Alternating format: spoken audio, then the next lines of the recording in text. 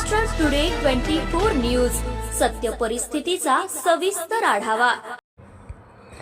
काला चबुतरा येथे अधुऱ्या गटर कामामुळे पुन्हा अपघात।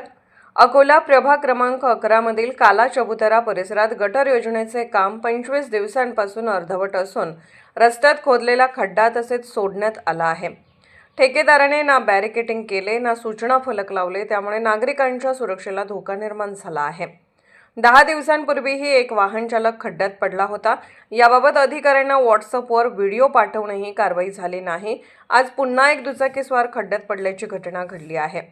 सीके फाउंडेशनचे जिशान खान यांनी संबंधित ठेकेदारावर कारवाई करून गटर काम तात्काळ पूर्ण करावे, तसेच बॅरिकेडिंग व सूचना फलक लावण्याची मागणी अकोला महानगरपालिकेकडे केली आहे।